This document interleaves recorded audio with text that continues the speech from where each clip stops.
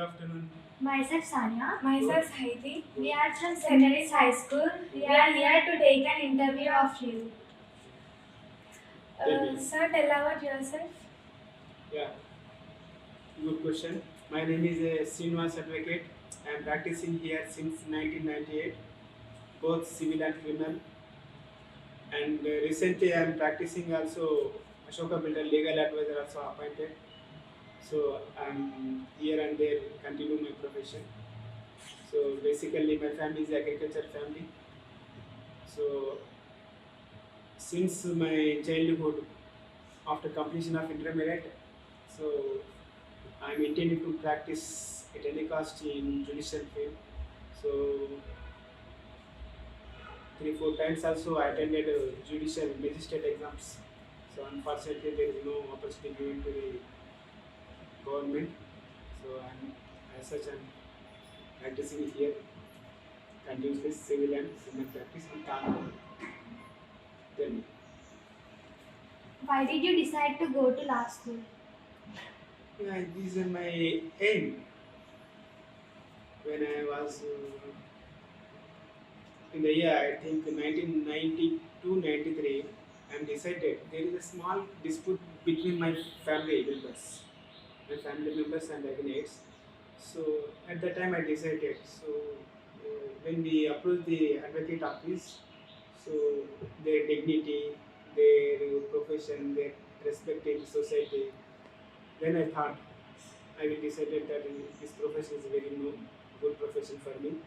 And when I entered into the profession, so many people are scholars are stating that this is actually a noble profession. Lawyer is a noble profession, a good profession. Why? Because he knows everything. Lawyer is a social doctor. He can cure each and every sensitive problem in the society. He will decide very easy method. So as such, I am attending to law school in the year 1992. What area of law interests you more? What area means the subject? Yes. So subject means law of evidence is the best subject, not only for me, each and every judicial officials and practicing advocates. The law of subject is nothing but holy book of judicial officers, judicial persons, those who are practicing or non-practicing in legal field. Why? Because that whatever whatever case produced before the court, it must be proved. There must be evidence. So without evidence, the court cannot do justice. And moreover, advocate also depending upon the evidence also. If evidence is strong, his case will be loose sometimes. If evidence is weak, ultimately, certainly he will win the case. So evidence is a very crucial important. So if a man, not only man, if advocate is a perfect in the evidence subject, he will win at any cost. So as such, I am interested in the law of evidence subject is very much interesting. And moreover, it is not useful for liars. Each and every citizen, it is a very important subject. That's why I am interested. Yes. If you could go back in the time to fix a mistake you made on the job, what would it be and why? Mistake means in cases, Yeah, in your job.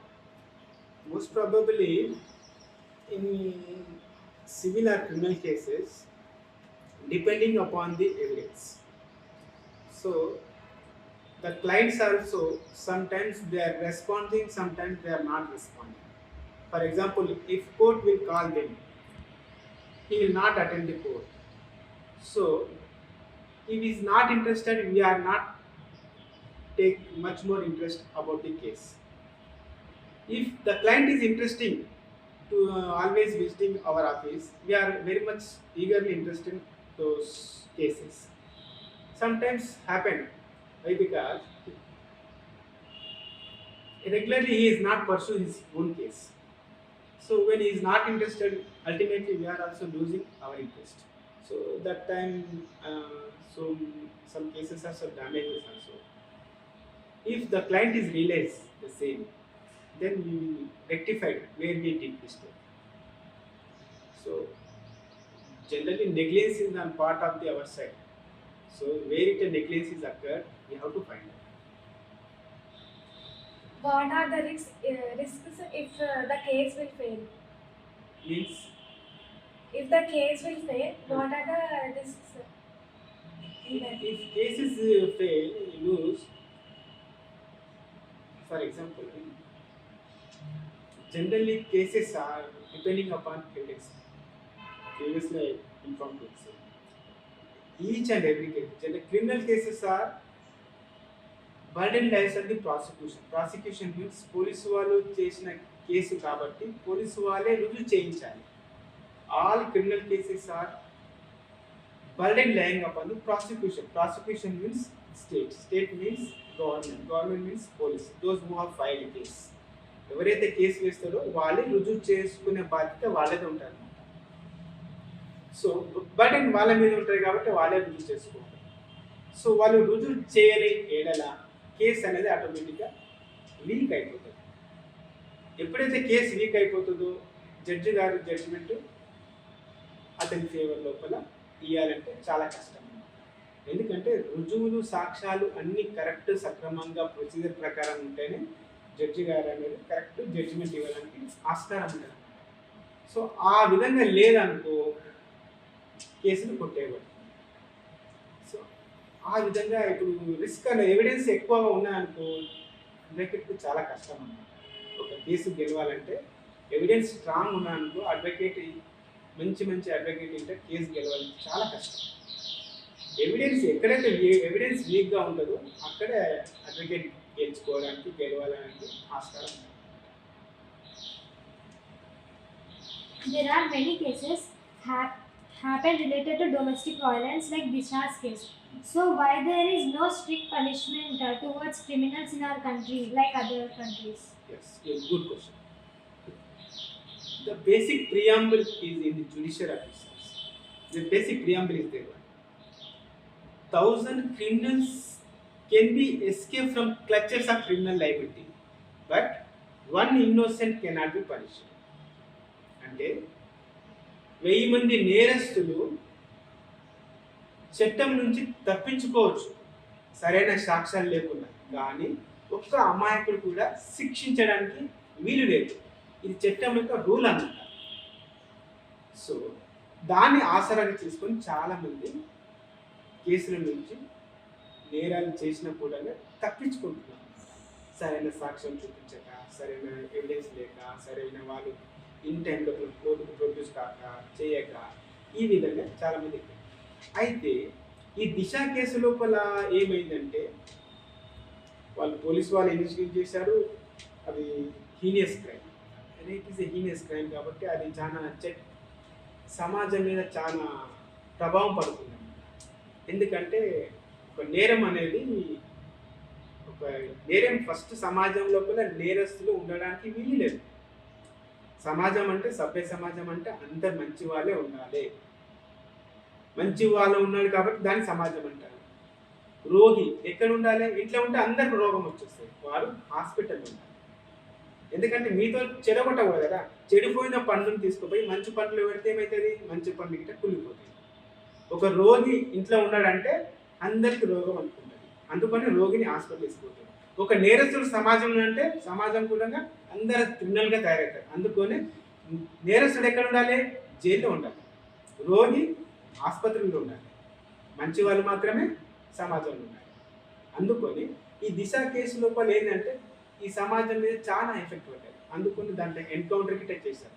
కానీ చట్టపరంగా అది correct అవునా కాదా అనేది విధంగా మనం decide చేయలేము. ఎందుకంటే సమాజపరంగా చూస్తేనేమో కరెక్టే, కానీ చట్టపరంగా చూస్తే అది తప్పు. ఎందుకంటే దానికి ఒక స్పెషల్ కోర్టు గిట్టగా అపాయింట్ చేశారు, తీసుకోపోయారు. అది సరే, వాళ్ళు పోలీసు వాళ్ళు ఏదో స్టోరీ చెప్పారు, అది నిజమా వాస్తవం అనేది మనం ఇక్కడ కూర్చొని డిసైడ్ చేయలేము. ఎందుకంటే ఒక నేరం ఎక్కడ జరిగింది అనేది మనం డిసైడ్ చేయలేం కదా. చూసిన వాళ్ళు మాత్రమే చెప్తారు. ఒక వ్యక్తిని చంపినంటే ఏ కారణాల వల్ల చంపిను? ఒక వ్యక్తిని చెప్పకూడదు, కానీ చంపిండంటే దానికి కారణాలు ఉంటాయి అన్నమాట. ఫర్ ఎగ్జాంపుల్గా ఒక అమ్మాయిని ఒకడు బలవంతం చేస్తుంటే ఆ అమ్మాయి తన ప్రాణాన్ని రక్షించడం కోసం అక్కడ దగ్గరలో ఉన్న కట్టె వాడిని కత్తితోనే పొడిచేస్తుంది. ఆ క్రమంలో ఆ వ్యక్తి చనిపోతే అది నేరంగా పరిగణించబడదు. ఎందుకంటే ఆమె ప్రాణాన్ని కాపాడుకునే క్రమం లోపల అతన్ని చంపబడ్డాడు తప్ప ఉద్దేశపూర్వకంగా చంపబడలేదు. సో ఇది నేరం కాదు. ఒక వ్యక్తిని కావాలనే ఉద్దేశంతో కక్ష కట్టుకొని చంపితేనే అది నేరం, కొడితేనే నేరం. ఉద్దేశం అనేది చాలా important. Mala fide intention is the most important in criminal side. ఆ ఇంటెన్షన్ లేదనుకో దెర్ ఇస్ నో క్రైమ్. ఆయన దగ్గర డబ్బులు ఉన్నాయని గుంజుకున్నాను అనుకో అది దురుద్దేశం అన్నమాట. నీ డబ్బులు నీకు రావాలంటే అడుక్కో, బాబు నా డబ్బులు నాకు ఇవ్వాలి కదా, నా డబ్బులు నాకు ఇచ్చేసి ఆయన ఇస్తే తీసుకో. బలవంతంగా తీసుకోవడానికి వీలేదన్నమాట. ఏదైనా దురుద్దేశంతో తీసుకుంటే వీలేదు. చట్టం అదే చెప్తానమాట. ఎప్పుడే కానీ ఉద్దేశం కరెక్ట్ ఉండాలి. చెడు ఉద్దేశం ఉన్నదనుకో అది నేరమే. మంచి ఉద్దేశంతో ఏది చేసిన విధంగా అది నేరం కాదు. అది నేరం అయినప్పటికీ కోర్టు క్షమాపణ పెట్టి వదిలేస్తుంది. అయితే ఈ డొమెస్టిక్ వైలెన్స్ అనేది 2005 లోపల కేంద్ర ప్రభుత్వం గృహహింస చట్టం అనేది తీసుకొచ్చారు. ఈ గృహహింస చట్టం అనేది ఎవరికి వర్తిస్తుంది అంటే, గృహం అంటే ఇల్లు. ఆ ఇంటి లోపల ఎవరైతే నివసిస్తున్నారో వాళ్ళకి ఏ విధమైన ఇబ్బందులు వచ్చినా, సమస్యలు వచ్చినా, కష్టం వచ్చినా, నష్టం వచ్చినా వాళ్ళ కోసం చేయబడ్డ చట్టం. జనరల్గా గృహంలో ఉన్న వాళ్ళు స్త్రీలే ఎక్కువ బాధపడుతుంటారు కాబట్టి వాళ్ళు కోర్టుకు వచ్చి అప్రోచ్ అయ్యి మాకు ఈ విధంగా మా ఆయన సతాయిస్తున్నారు, మా అత్త సతాయిస్తుంది, మా మామ సతాయిస్తున్నారు, మా ఆయన సతాయిస్తున్నారు, మా ఆయన చుట్టాలు సతాయిస్తున్నారు అని కోర్టులో ఒక పిటిషన్ వేస్తే సెక్షన్ 12 ప్రకారంగా కోర్టు వాళ్ళని పిలిపించి మందలించి చట్టపరంగా అన్ని సాక్ష్యాలు కరెక్ట్గా ఉంటే వాళ్ళని శిక్షిస్తారు. లేదంటే ఆమె కొంచెం కంపెన్సేషన్ ఇస్తుంది. చట్ట ప్రకారం ఆ లోబడి ఏవేవి ఉన్నాయో వాళ్ళకి అన్ని చేస్తాను అనమాట. అట్ ద సేమ్ టైం మీకు కూడా మీ ఇంట్లో నీకు చదవాలని కోరుకున్నాను, నువ్వు ఆడపిల్లవు కదా, ఇంకెందుకమ్మా నీ ఏజ్ వచ్చింది కానీ పెళ్లి చేస్తా అంటే నీకు ఇష్టం లేకుండా పెళ్లి చేయడం కూడా నేరమే. నీకు విధంగా డొమెస్టిక్ వైలెన్స్ యాక్ట్ అప్లికబుల్ అవుతుంది. నీకు మీ తోటి స్నేహితులకు ఎవరైనా కానీ నేను చదువుకుంటా అని ఎవరైనా అంటే వాళ్ళని చదవకుండా చేస్తే తల్లిదండ్రుల విధంగా నేరస్తులే. అది డొమెస్టిక్ వైలెన్స్ యాక్ట్ క్లియర్గా చెప్తుంది.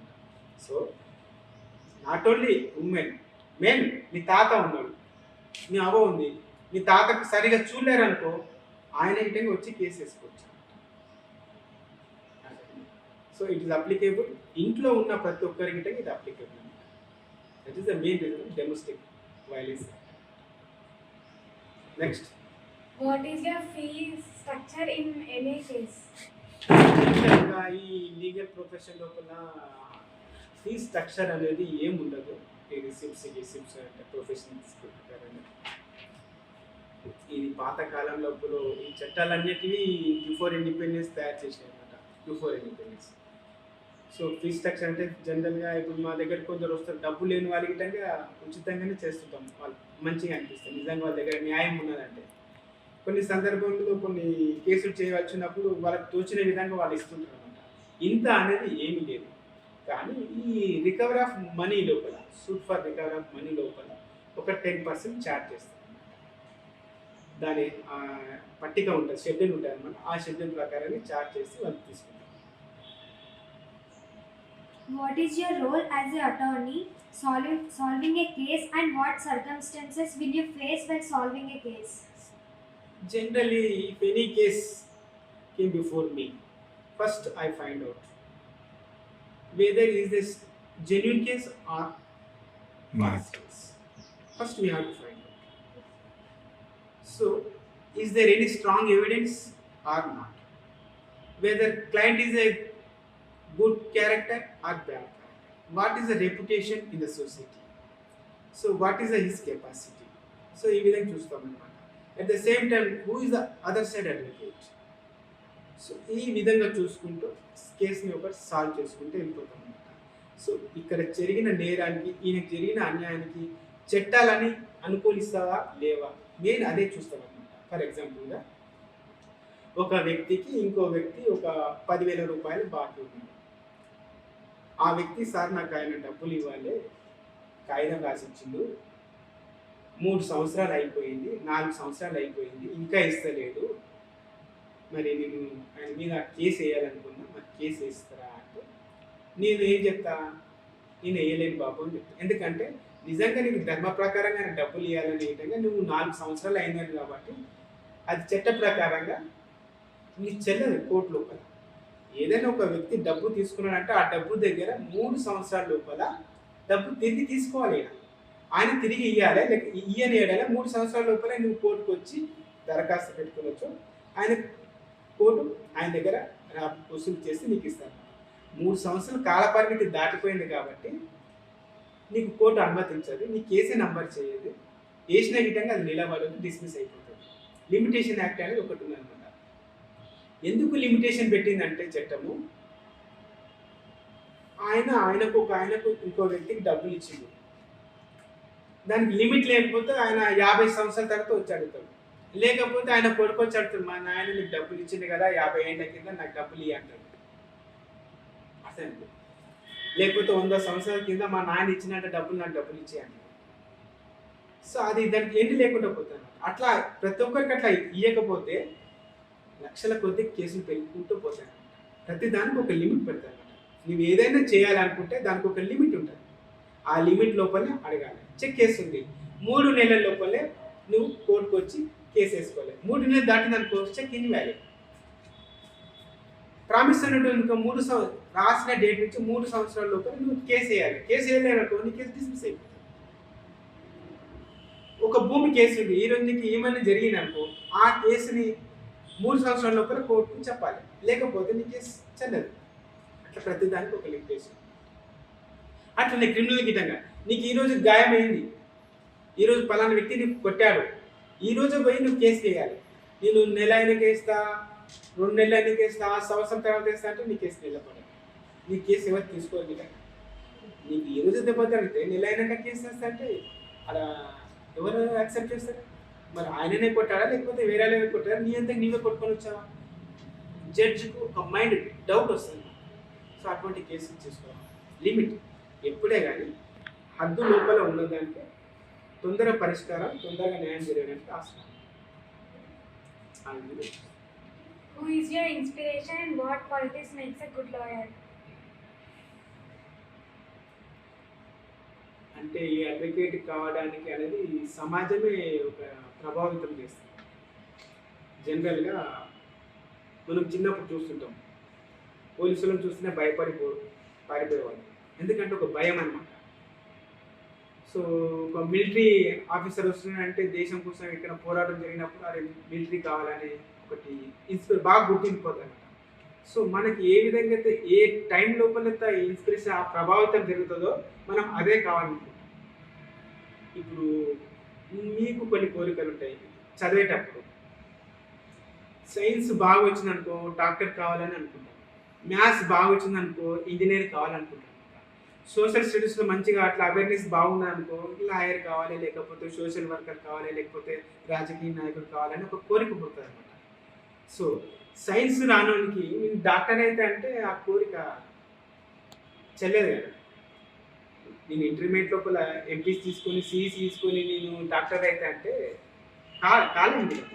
సో మన అలవాట్లు ఏ విధంగా ఉన్నాయో, మన ఇష్టాలు ఏ విధంగా ఉన్నాయో దాని ప్రకారంగా మనం కావాలి.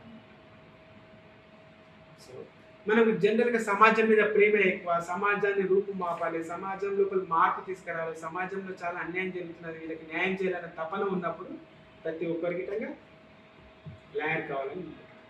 అదే విధంగా చెప్పినా కదా, మా ఇంట్లో జరిగిన ఇన్సిడెంట్ వల్లనే లాయర్ అయితే బాగుంటుంది అన్న కోరికతో lawyer. Being a lawyer, what is the message you would like to give to the present generation Yes. society Good and question. also future generation citizens? Good question.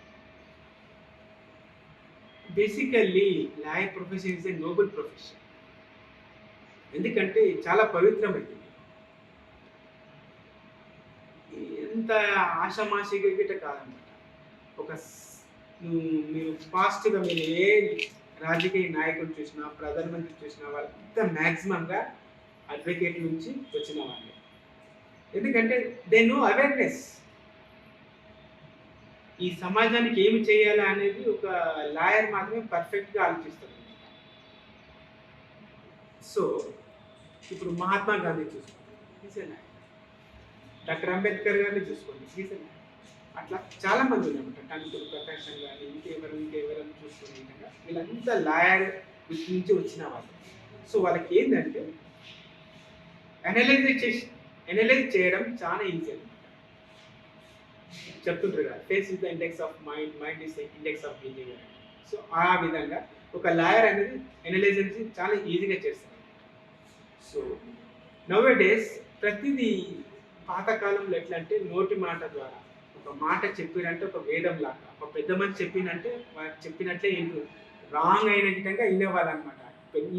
ఇంటి లోపల తండ్రి గారు ఒక మాట చెప్పిందంటే ఎవరి విధంగా హద్దు మీరేవారు కాదు. అప్పుడు అలాంటి సమాజం.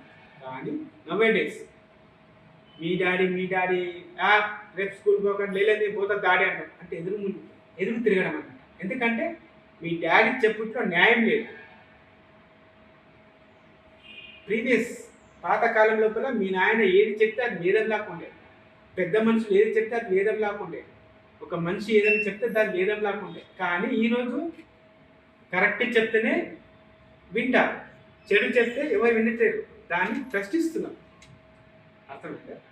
ఈరోజు సండే కదమ్మా, నువ్వు ఎక్కడ వెళ్ళకు, ఇంట్లోనే కూర్చో అంటే, లేదు డాడీ నాకు పని ఉన్నది, నాకు ఇంటర్వ్యూకి వెళ్ళాలి కంపల్సరీ, నేను స్కూల్లో సబ్మిట్ చేయాలి అని చెప్తాను అనమాట. పాతకాలంలో అలా లేకుండే. అర్థమైందా? సండే అయినా ఈరోజు వచ్చి ఇంటర్వ్యూ తీసుకుంటున్నారంటే that is your greatness, your awareness, your having a knowledge which is right, which is bad అనే అనలైజ్ చేసే కెపాసిటీలో మీరు ఉన్నారు కాబట్టి ఈ విధంగా చేస్తున్నారు. సో అందుకని ప్రతి ఒక్కరికనే లా సబ్జెక్ట్ అనేది నేర్చుకోవాలి. ప్రాక్టీస్ చేయకుండా పర్లేదు, law subject is a part and parcel of human life అయితే. ఎందుకంటే నేర్చుకుంటే తప్పేం లేదు, నేర్చుకుంటే అవేర్నెస్ తెలుసు. నీకు ఇంతకుముందు చెప్పినాను, 3 సంవత్సరాలు దాటితే డబ్బులు ఇవ్వద్దు అని చట్టమే చెప్తుంది. అర్థమైందా? ఒక మనిషికి ఇంకొక మనిషికి డబ్బులు ఇచ్చేది ఉన్నది కాబట్టి చట్ట ప్రకారం చెప్తుంది 3 సంవత్సరాలు మాత్రం లోపలే నువ్వు తీసుకోవాలి. 3 సంవత్సరాలు దాటిందంటే తీసుకోలేవు. ఈ విషయం నీకు తెలిసిందనుకో, ఇంకొన్ని డబ్బులు ఇస్తావు, నువ్వు ఇచ్చిన 3 సంవత్సరాల వరకు ఆగుతావా? ఆగలేవు. ఎందుకంటే నాలెడ్జ్ ఉంది కాబట్టి. నాలెడ్జ్ లేని వాడు ఏం చేస్తాడు? ఇస్తాడు కదా, రేపు ఇస్తాడు, మాపిస్తాడు, 5 ఏళ్ళకి ఇస్తాడేమో. అట్లా కోర్టుకు వస్తే వాళ్ళకి అన్యాయం జరుగుతుంది. అరే ఇదేం చట్టం అంటే ఇంతే, చట్టం అంటే ఇది. లేకపోతే నీకు 3 సంవత్సరాలు కాదు 30 సంవత్సరాలు 100 సంవత్సరాలు ఇచ్చిన అనుకో, నీలాంటి వాళ్ళు ఒక్కడు కాదు 1000 మంది నిలబడతారు అక్కడ. సమస్యలకు అంతం లేకుండా పోతుంది అనమాట. సమస్యలు అట్లా పుడుతూనే ఉంటాయి అనమాట. ఒక లిమిట్స్ పెట్టినామనుకో అది అక్కడికి ఆగిపోతుంది అనమాట. అది ప్రతి ఒక్కరు తెలుసుకోవాలి. అందుకని ఇట్స్ ఎ గుడ్ ప్రొఫెషన్. చాలా మీరు గిట్ట నేర్చుకోవచ్చు. వీలు ఉన్నప్పుడు, సమయం ఉన్నప్పుడు లా సబ్జెక్ట్ చదవండి. దాంట్లో ఏమున్నది, ఏం చెప్తుంది? రాజ్యాంగం, ప్రాథమిక హక్కులు, ప్రాథమిక విధులు. చాలామంది హక్కులు అంటారు. హక్కులు కోరేటప్పుడు విధులేంటి? What is my duty? అర్థమైందా? డాడీ నాకు ఇది చెయ్యి, అది చెయ్యి అని నువ్వు అంటావు. కానీ నీ హక్కు కాబట్టి నువ్వు అడుగుతున్నావు డాడీకి డబ్బులు అంటే. మరి నీ విధి ఏంటి? చదవడం, అమ్మ చెప్పినట్టు వినడం, ఇంట్లో చిన్న చిన్న పనులుంటే చేయడం, ఇది నీ విధి. ఇవన్నీ సక్రమంగా చేస్తే నీ హక్కు నువ్వు అడగాలి. ఇవి చేయకుండా డబ్బులు డాడీ, మమ్మీ డబ్బులు అంటే వాళ్ళు ఇస్తారా? నువ్వు చెప్పిన మాట నేను నీకు ఎందుకు ఇవ్వాలి డబ్బులు అంట. క్వశ్చన్ ఆటోమేటిక్ వస్తుంది అనమాట.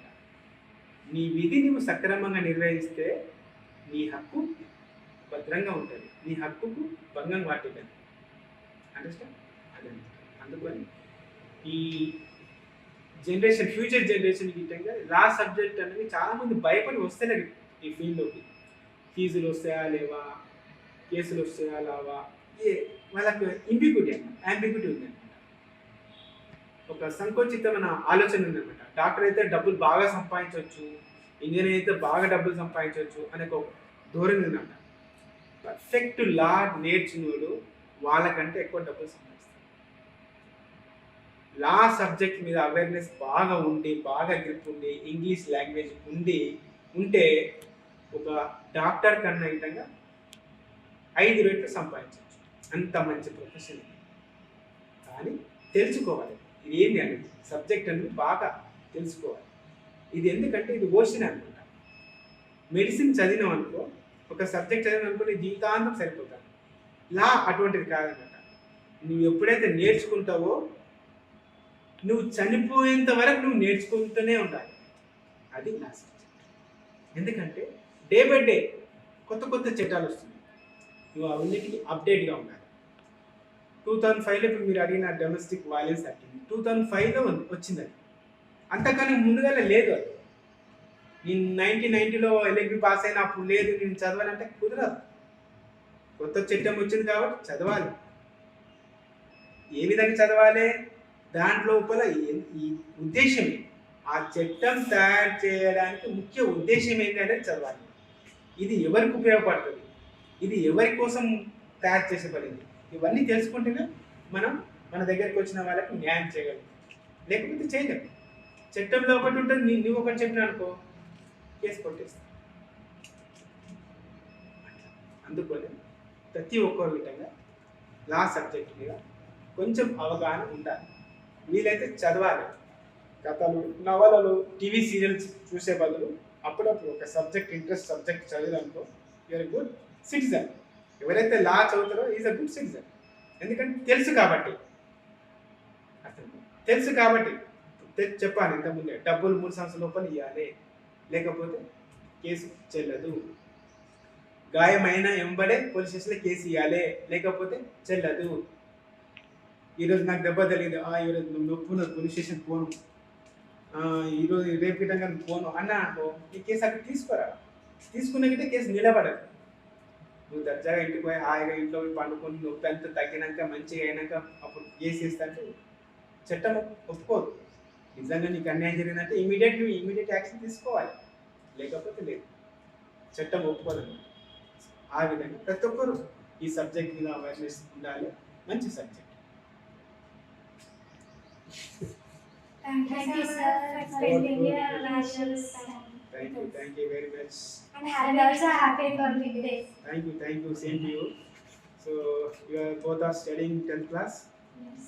Okay, good. I hope that your classes are both are successful students and successful professionals in the future.